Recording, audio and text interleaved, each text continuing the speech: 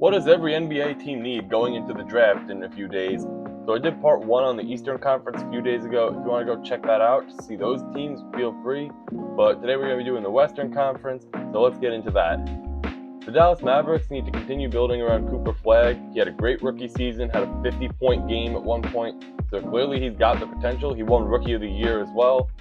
And I like that they have Kyrie Irving as a backup for him at this point in his career as a young player, because you can get a lot of playoff experience from Kyrie Irving, and they have a younger team to kind of build around at this point. Now, what I would do with the 10th overall pick that they have, I'd try to get a center, either Adey Mara or Nate Ament from Michigan or Tennessee, respectively, because Daniel Gafford's good, but he's going into his 8th year, and he's averaging 9 and 6 going into the season. So just getting someone a little bit more stat padding, like a little bit more heavy in the stats, would be something that I would like to see. And I like what they're building over there. They almost made the play-in. They had some good moments. So that's what I would do with the Dallas Mavericks. The Denver Nuggets, I would get another shooter, whether that's getting a third guy on the perimeter with like Jamal Murray and Christian Brown, or somebody else that can help Nikola Jokic not have to rely on himself playing like 40 plus minutes a game. I like the rotation between Jokic and Valanciunas, but maybe they get like a backup point guard so that they can swap out Jokic and Murray and get another point guard in to play that playmaker role. The Golden State Warriors need another quality center that can rebound and just not be horrible, because Kristaps Porzingis and Al Horford were good, but center was largely their point of struggle because, between Steph Curry and Jimmy Butler, Buddy Hield, I think that was a good core. I don't know why they traded Buddy Hield and Jonathan Kuminga for Kristaps Porzingis. I don't know why they made that trade, because Hield and Kuminga were good. It was just like Steve Kerr struggled to find a spot for Kuminga. The Houston Rockets, they need to get somebody who can shoot on the perimeter. Kevin Durant seems to be the only one remotely capable of shooting the ball more than 5 feet from the basket. Şengün's a great offensive center, but he's not a three-point shooter, and centers are not supposed to be three-point shooters, technically. Wembanyama and Jokic, Karl Anthony Towns, those are like exceptions to the rule, but Şengün's great at being a center, and he's not going to shoot the three ball that much. Amen Thompson's a great player, but he's not going to shoot the three ball that much either. So if they can get someone like maybe Kobe White in free agency, I think that would be a quality move. So that's what I would do with the Houston Rockets. The LA Clippers need to get a quality center. I promise I'm not going to say this for every team, but Brook Lopez is 38. They just traded Ivica Zubac and got a top 5 pick. So I would go with Adey Mara out of Michigan at this spot. He's 7'3", won a national championship, and so with that size, he can probably help to contend on Wembanyama a little bit.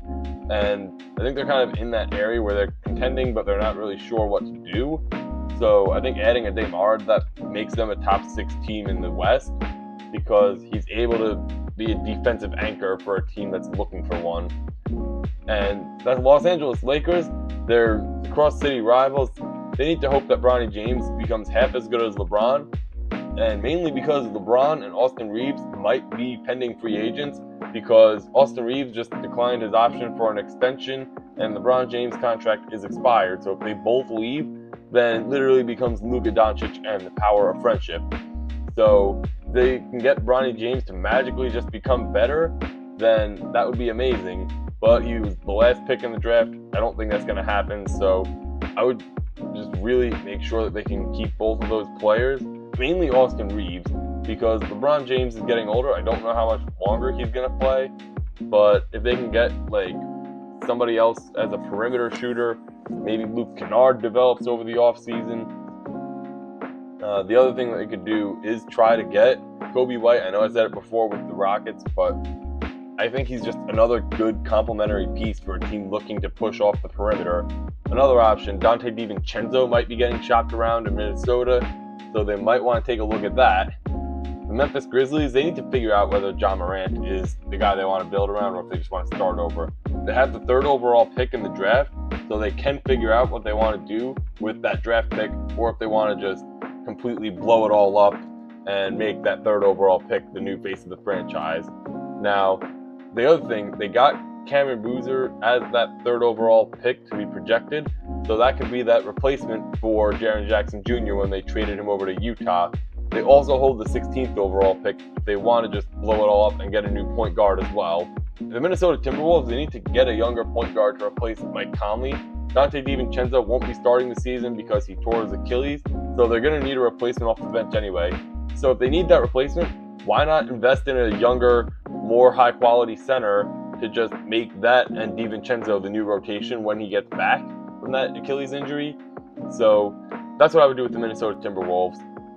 The New Orleans Pelicans, they need to get another consistent forward for when Zion Williamson inevitably just gets injured. He hasn't played a full season yet in the NBA, and they could get a good tandem going with DeJounte Murray and Jeremiah Fears Jr. I like that point guard setup. It's worth watching that they might trade for Jaylen Brown. I did a shorter video if you want to take a look at that, talking about it, and it's something to look at. I don't think it happens, but they've been reportedly looking at DeJounte Murray and Trey Murphy III plus draft picks for Jaylen Brown. Now, they have no first-round picks this year. Their first-round lottery pick went to the Atlanta Hawks. So it's important that the players that they drafted last year, Derek Green and Jeremiah Fears, actually develop. And honestly, I think they have a bright future in the league. The OKC Thunder, they need to stop paying the refs. It was insanely difficult to watch them in the playoffs this year. Just the flopping was insane. Now, in all seriousness, their main issue, their cap situation is ridiculously rough. If they don't make any changes to their salary issue, which I don't think happens, I think they're going to make some changes, they're seriously over the second apron, and they're going to get hit with a $200 million luxury tax.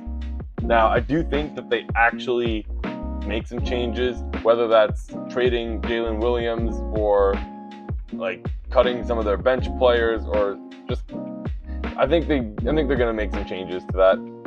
The Phoenix Suns need to get Devin Booker some help. I mean, they just extended Colin Gillespie, which I think was a good move.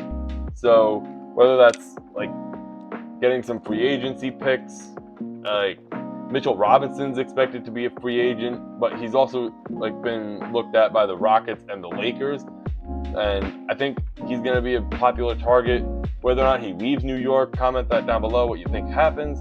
But there's been some circulation as to whether or not Mitchell Robinson stays in New York, and honestly, that could be a solid replacement for DeAndre Ayton. I mean, that's just what I think. The Portland Trailblazers, they need to get a couple of like 3-and-D players. I think they can build around Denny Avdia at 26 years old.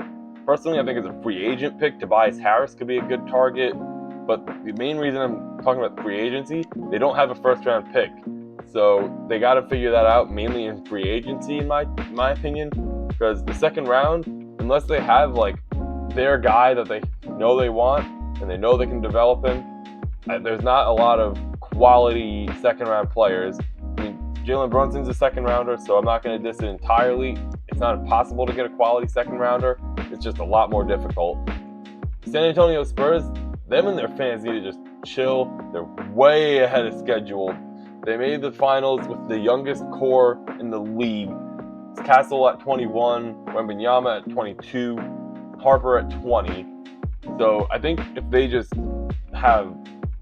use their cap space effectively, which I think they do, and get some younger guys off the bench, like to kind of filter out some of those other guys like Kelly Olynyk and Bismack Biyombo, because now they have the playoff experience that they were brought in for.